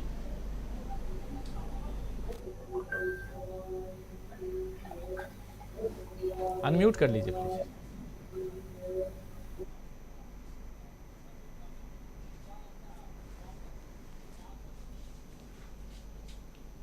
स्वामी जी की आवाज नहीं आ रही है। नहीं आ रहा। जी नहीं आ रही आवाज। एक बार आप रिकनेक्ट कर लीजिए, तब तक डॉक्टर राकेश पाठक जी के पास आता हूं, आप रिकनेक्ट कीजिए। डॉक्टर साहब ज़रा बताइए क्या लगता है आपको, क्योंकि आप तो ऑलरेडी चुनावी राज्य में हैं उस हिसाब से भी, और आजू बाजू चारों तरफ नज़रें तो टिकी हुई हैं ही, मध्य प्रदेश के अलावा भी राजस्थान, छत्तीसगढ़ तो बगल में है, और उधर तेलंगाना भी, और मिज़ोरम से खबरें आ ही रही हैं। एक एक करके हम मिज़ोरम तक पहुंच गए, जैसा बहुत शानदार ढंग से कह रहे थे अभी डॉक्टर दीपक पाचपोर जी। तो ज़रा आपसे समझूं कि क्या सचमुच यहाँ पर ये जो पांचों राज्यों के चुनाव हैं, ये बहुत बड़ी मुसीबत है आज की तारीख में बीजेपी के लिए?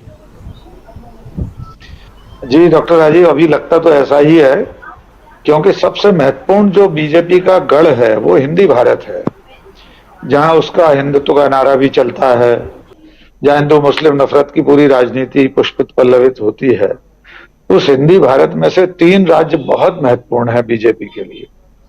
अगर यहां बीजेपी हारती है तो 2024 की उसकी संभावनाओं पर भी कुहासा छा जाएगा।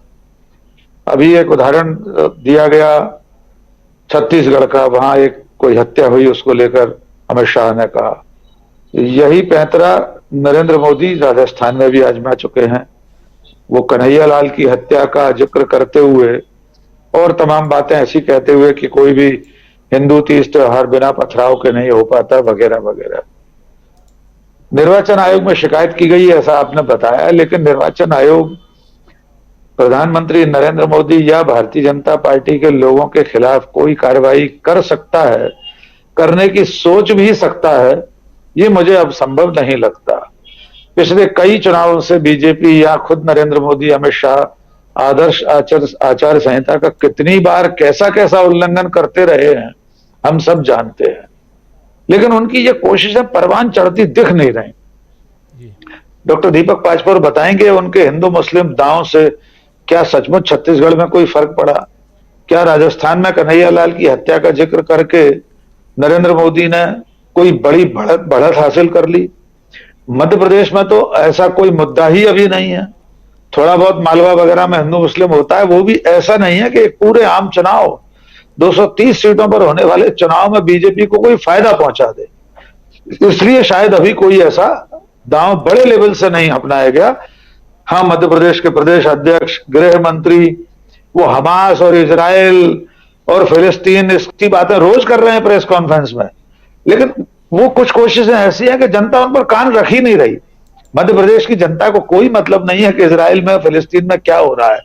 गृह मंत्री रोज सुबह 10 बजे बुलाकर हमास का जिक्र करें और कांग्रेस को आतंकवादी बताएं, इससे मध्य प्रदेश के मतदाता पे कोई फर्क कम से कम मुझे नहीं दिखाई दे रहा।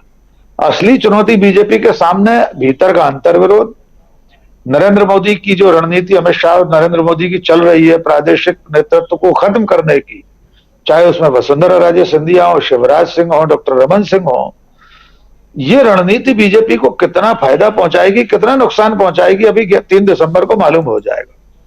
तो मैं स्पष्ट तौर पर मानता हूं कि 2024 से पहले का ये जो सेमीफाइनल है, ये नरेंद्र मोदी के लिए तो फाइनल जैसा ही है।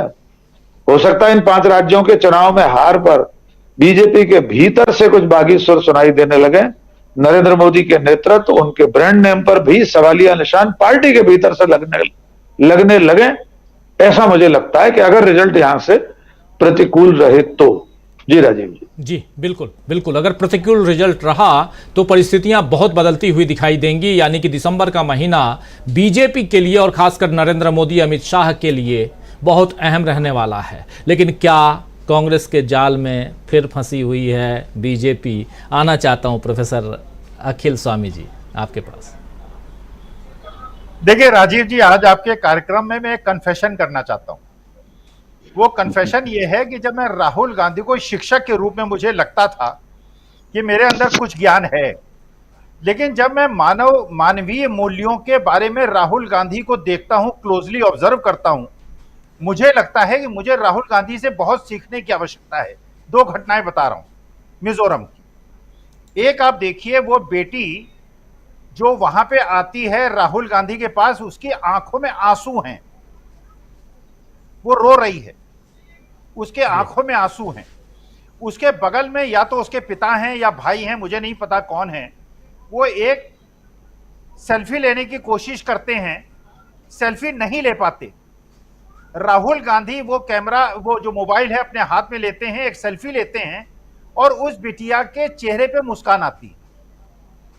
देखिए राजीव जी, यही नेता का काम है। जिन आंखों में आंसू हों, उन आंसुओं को हंसी में बदल दे, वो भाई है, वो पिता है, वो दोस्त है और वो नेता है।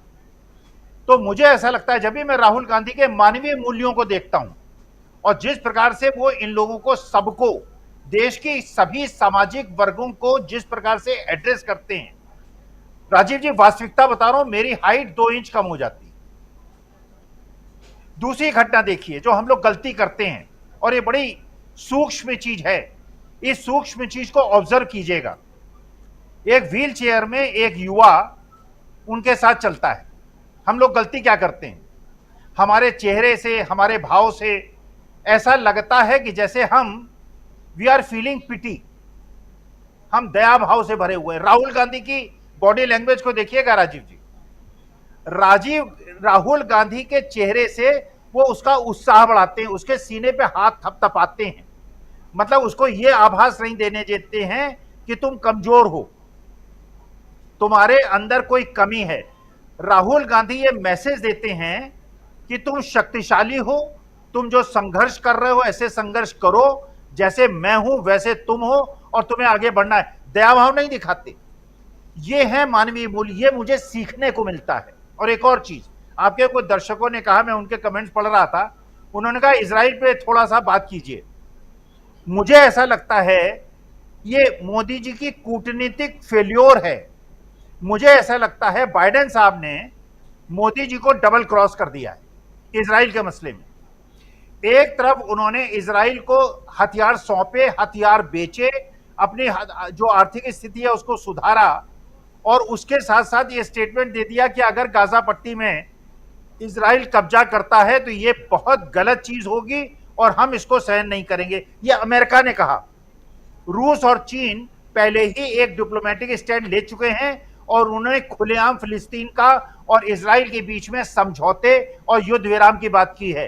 केवल एकमात्र विश्व में ऐसे नेता है मोदी जी, जिन्होंने अपनी सरकार के विदेश मंत्रालय की नीति का विरोध करके, अकेले नेता हैं विश्व में जो इजराइल के साथ जाके खड़े हो गए। बाकी लोगों ने डिप्लोमेटिक स्टैंड लिया, हथियार बेचे और पैलेस्टीन के साथ खड़े हो गए। पूरा अरब वर्ल्ड खड़ा हो गया। ये एंटायर पॉलिटिकल साइंस का सिलेबस राजीव जी अगर आपको कभी मिल जाए तो मुझे व्हाट्सएप कीजिएगा, मैं उस सिलेबस को पढ़ना चाहूंगा और देखना चाहूंगा मुझे क्या क्या नहीं पढ़ना चाहिए, और आगे किसी बच्चे को मैं राय नहीं दूंगा, करना हो तो एमए पॉलिटिकल साइंस करना, एंटायर पॉलिटिकल साइंस में एमए मत करना। जी, आप ऐसे भी प्रोफेसर हैं, आप जो सलाह देंगे छात्र हम लोगों से ज़्यादा आपकी बात सुनेंगे, क्योंकि प्रोफेसर साहब कह रहे हैं। तो ये बात, एंटायर पॉलिटिकल साइंस मत पढ़ना बच्चों, पॉलिटिकल साइंस में मास्टर की डिग्री ले लेना, पीएचडी कर लो, सब कर लो, एंटायर मत करना, तो वहाँ पे गड़बड़ हो जाता है। लेकिन राहुल गांधी मिजोरम से और मणिपुर से इजराइल की बात भी कर रहे हैं। राहुल गांधी ने वहाँ इजराइल की बात भी की और देश में जो कुछ हो रहा है उसकी चर्चा भी, और इजराइल को लेकर के जो माहौल बनाने की कोशिश प्रधानमंत्री नरेंद्र मोदी ने शुरुआती दिनों में ही कर दी। जैसे इजराइल को उन्होंने, मोदी जी ने सपोर्ट किया, लेकिन आज की तारीख में जब अमेरिका सपोर्ट नहीं कर रहा है, अमेरिका कह रहा है कि गजा पट्टी पर जो आप कर रहे हैं वो गलत कर रहे हैं, और अभी हो सकता है कि 2 दिन में, कल और परसों में अमेरिका के राष्ट्रपति या इजराइल में नजर आए, तेल अवीव में नजर आए, और ईरान भी कॉन्फ्लिक्ट में आ चुका है। तो एक बहुत बड़ी घटना घट रही है उधर मिडिल ईस्ट और उधर उसके आसपास। लेकिन यहाँ जो कुछ हिंदुस्तान में चल रहा है, चुनाव, और चुनाव में भी इजराइल की चर्चा बहुत हो रही। जरा आना चाहता हूँ प्रशांत टंडन जी आपके पास। एक बात यहाँ इजराइल की भी छिड़ गई है, तो ज़रा उस पर भी आपकी प्रतिक्रिया चाहूँगा। और दूसरी जो इम्पोर्टेंट पहलू है यहाँ पे, दूसरा भाग जो है वो यही कि बीजेपी की रणनीति यहाँ क्या दिखाई दे रही है आपको। जरा मैं इस बात को बार बार समझने की कोशिश करता हूँ और हर दिन मुझे लगता है कि बीजेपी बहुत ज़्यादा उलझती जा रही है। इन 5 राज्यों के चुनाव में पता नहीं क्या हो गया है कि कर्नाटक की जो हार है बीजेपी की, उससे वो बाहर नहीं निकल पा रही है, वो उलझी हुई नजर आती है। क्या आपको भी लगता है ऐसा? नहीं, बिल्कुल ठीक आकलन है राजीव जी आपका। कर्नाटक के बाद वो जो लड़खड़ाए हैं वो उभर नहीं पा रहे हैं, और बावजूद इसके कि media, corporate bureaucracy, enforcement directorate, income tax, CBI उनके साथ है। लेकिन उसके पहले प्रेम कुमार जी ने बहुत बढ़िया बात की है, और वो बात ये कि अगर नेहरू गांधी परिवार ने 3 पीढ़ियों में शासन किया है भारत में, तो उसमें तीनों ने, जवाहरलाल नेहरू 9 साल जेलों में रहे ब्रिटिश की, और इंदिरा गांधी और राजीव गांधी ने अपनी जान गंवाई।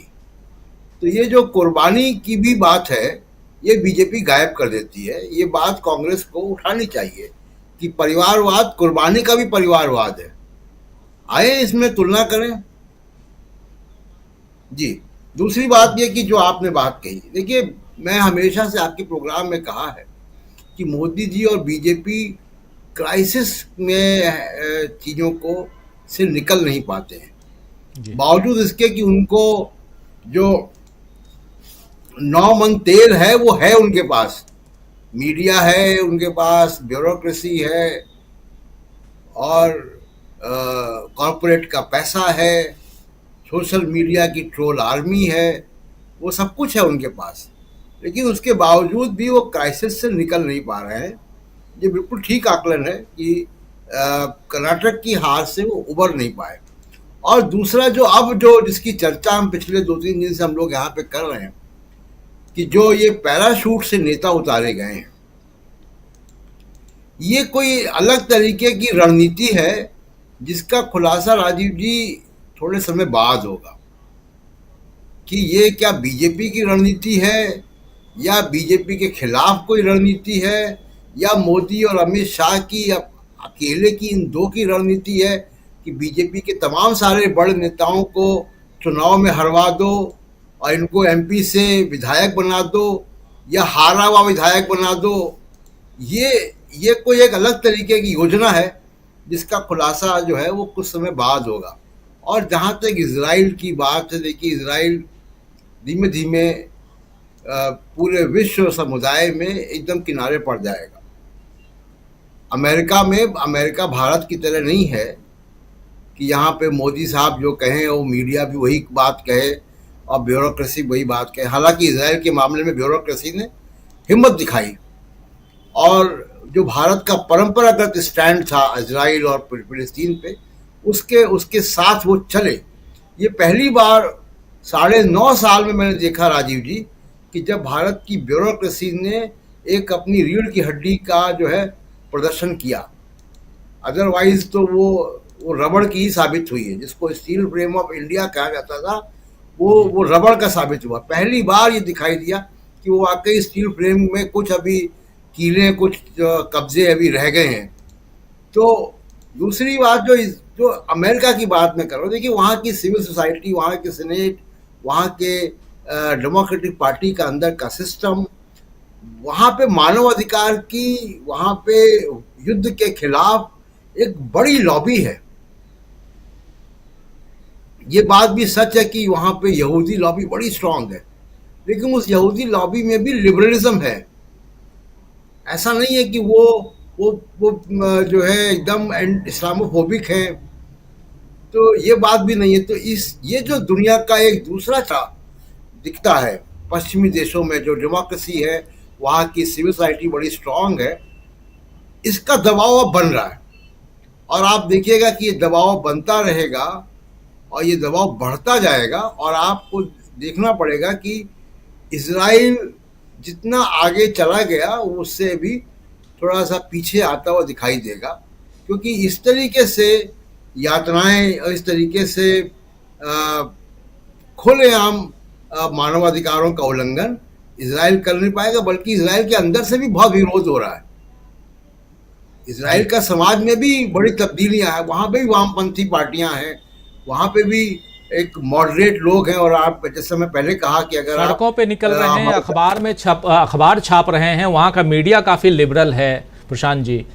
जी हारतेज अखबार है वहां का, वो हारतेज अखबार बहुत क्रिटिकल है नेतन्याहू का। और मैं तो दर्शकों से भी कहता हूं कि अगर नेतन्याहू के ट्विटर हैंडल में जाएं सर्च करके और उसके ट्वीट के नीचे आप बार बार देख लें कि जो भी हिब्रू में लिखे हुए ट्वीट होंगे उसको अगर आप ट्रांसलेट करेंगे गूगल ट्रांसलेट से, तो आपको सब एक आध अपवाद को छोड़ के अधिकांश ट्वीट जो है वो नेतन्याहू के आलोचना में दिखाई देंगे, उनका इस्तीफा मांगते हुए दिखाई देंगे। और हिंदी के ट्वीट जो बीजेपी आईटी सेल के हैं वो नेतन्याहू को हीरो बनाते हुए दिखाई देंगे। ये विरोधाभास आप नेतन्याहू के ट्विटर हैंडल में जाके देख सकते हैं। तो इजराइल में जो कुछ हो रहा है, हम परिवर्तन मुझे लगता है कि हम पिछले अगले कुछ दिनों में देखेंगे। राजीव, बिल्कुल बिल्कुल। डॉक्टर राकेश पाठक जी कुछ जोड़ना चाह रहे हैं जी।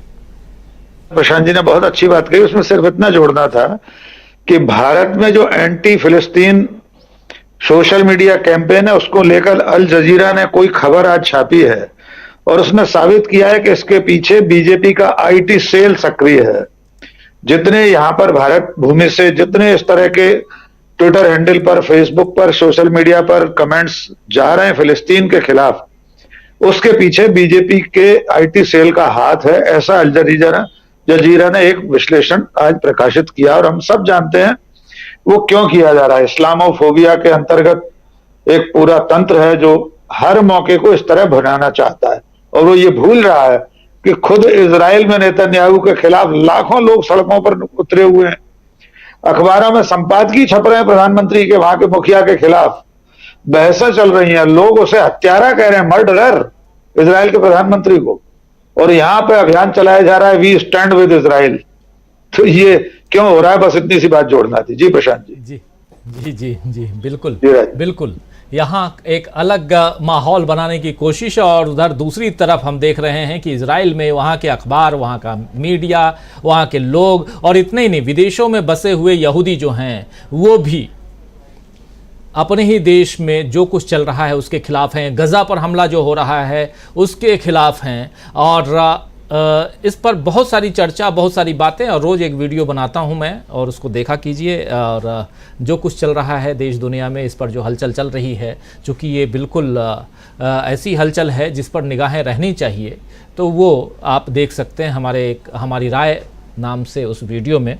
लेकिन क्लोजिंग कमेंट के लिए आना चाहता हूँ डॉक्टर दीपक पाचपुर जी आपके पास, और थोड़ा हिंदुस्तान की राजनीति में। और चूंकि इजराइल की बात इसलिए कर रहा था क्योंकि राहुल गांधी भी इस बारे में बात कर रहे हैं।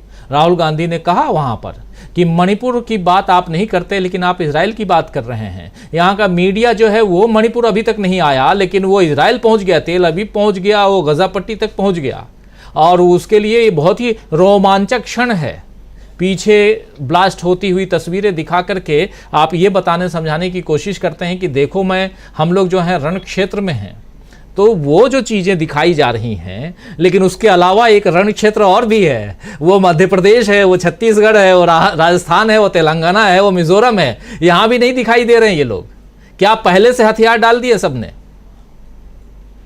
जी देखिए, वो फॉलो भारतीय पार्टी को, भारतीय जनता पार्टी अगर कहीं जोर शोर से उतरती है तो समझिए मीडिया भी उतरता है। अभी जो कांग्रेस के जाल में फंसी बीजेपी आप कह रहे हैं, तो एक्चुअली भारतीय मीडिया भी जो है वो भारतीय जो मीडिया है वो बीजेपी के साथ वो भी फंसा हुआ है। पिछले 9-9.5 साल से वो उसके एक विंग के रूप में काम कर रहा है, लगातार एक्सपोज होता जा रहा है। केवल यही 2 मुद्दे नहीं है, इजराइल और मणिपुर नहीं है, आप सैकड़ों मुद्दों को ले लीजिए। पिछले 9 सालों में जो घटनाएं हुई होंगी, चाहे यहाँ हुई हो चाहे बाहर हुई हो, चाहे अब की बात ट्रंप सरकार से लेके यूक्रेन रूस युद्ध, हर मुद्दे पे उठाइए तो जहां एक और भारतीय जनता पार्टी एक्सपोज हुई है वहां साथ साथ में भारतीय मीडिया भी एक्सपोज होता गया है। गोदी मीडिया जो मेन स्ट्रीम मीडिया है। अब मैं थोड़ा लोकल जो 2-3 राज्यों की बात करके अपनी बात खत्म करूंगा। राजीव जी, जो आप कह रहे हैं कि कांग्रेस के जाल में फंसी बीजेपी, दरअसल मुझे लगता है कि भारतीय जनता पार्टी जो कर रही है वो फंस नहीं रही है, फंसी तो बहुत पहले से निकलने के प्रयास कर रही है। और इसी प्रयास में वो सारी की सारी हास्यास्पद चीजें हो रही हैं, चाहे राज्यों में बगावत हो रही हो, चाहे पैराशूट उम्मीदवार उतारे जा रहे हो, ये उस जाल से फंसने के उपाय हैं। उस पर पकड़ के रखा है भारतीय जनता पार्टी को कि ऐसा लगता है कि जिस हम प्रिज्यूम कर रहे हैं कि इन पांच राज्यों के चुनावों के बाद, जिसके हम बार बार बात कर रहे हैं, उसके बाद कहीं पर कुछ अंदरूनी कुछ स्प्लिट होगा या कुछ असंतोष फैलेगा, तो भारतीय जनता पार्टी के लोग एक इस उम्मीद में तो बैठे हुए हैं। दूसरी बात, मोदी जी जो है वो दरअसल वो चाहते ही हैं कि इस तरीके से जितने भी उनके प्रतिद्वंदी हो सकते हैं, जो जिनका थोड़ा भी आकार बड़ा होता है, जो जिसका सिर थोड़ा भी ऊंचा नजर आता है, उसको वो या तो राज्य में भेज दिया जाएगा या उनका सिर जो है कलम कर दिया जाएगा। अब देखिए, दोनों ही स्थिति बहुत हास्यास्पद है। जो सांसद यहाँ पर उतारे गए, चाहे मध्य प्रदेश हो, चाहे छत्तीसगढ़ हो, जहां भी हो, हारेंगे तो उनके क्या पोजीशन होगी? वो लोकसभा का भी टिकट नहीं मांग पाएंगे, क्योंकि उनसे ये कहा जाएगा भाई तुम अपने लोकसभा क्षेत्र की 6 या 8 विधानसभा क्षेत्र में से एक को नहीं जीत सके तो आप लोकसभा का सीट क्या जीतेंगे? और दूसरी बात, अगर वो जीत जाते हैं तो दिल्ली से उनका सामान जो है रुखसत हो जाएगा, उन्हें भी रुखसत कर दिया जाएगा, जाइए आप वहां जाकर बैठिए।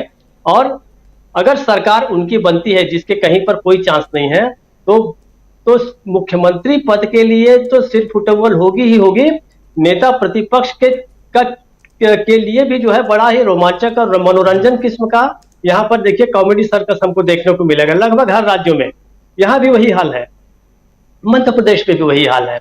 मुझे ऐसा लगता है कि कुल जमा भारतीय जनता पार्टी फंसी है। भारतीय जनता पार्टी लेकिन जो फंसी है वो मोदी जी से फंसी हुई है, और मोदी जी चाहते हैं कि 2024 आते आते, क्योंकि उनके दिमाग में एक बात जरूर होगी, वो बात ये होगी कि ठीक है, हो सकता है कि जनता जो है भारतीय जनता पार्टी को राज्यों में हरा दे, लेकिन 2024 में तो मुझे ही चुनेगी।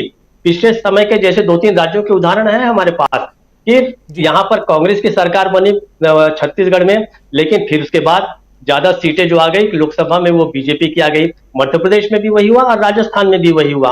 तो वो उस मुद्दे को भी अभी उन्हें उम्मीद होगी कि भाई 2024 में तो मुझे कोई नहीं हटा सकता, तब मैं अपने ढंग की बीजेपी बनाऊंगा और मैं अपने ढंग की जो है वो सरकार बनाऊंगा, जिसमें हो सकता है राजनाथ सिंह साहब भी न रहे, गडकरी साहब भी न रहे, ये जो बड़े बड़े 2-4 नाम है वो भी न रहे, और रहेंगे कौन? वही रह जाएंगे, सीतारमन जी रह जाएंगी, मनोज तिवारी रह जाएंगे, गौतम गंभीर रह जाएंगे, जो नॉन सीरियस किस्म के लोग हैं। तो इस समय मोदी जी जो है वो अपने आप से संघर्ष कर रहे हैं। अखिल स्वामी साहब का कहना बिल्कुल सही था कि मोदी जी जो है वो लड़ाई कांग्रेस से नहीं लड़ रहे हैं, वो भारतीय जनता पार्टी से लड़ रहे हैं, और यही लड़ाई जो है दोनों के लिए जो है वो डूम्सडे साबित होने वाला है।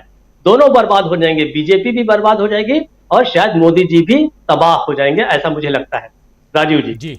जी, लेकिन इस वक्त बीजेपी जो है वो चाहती है कि किसी भी ढंग से, और खासकर मोदी जी अपनी बीजेपी बनाएं।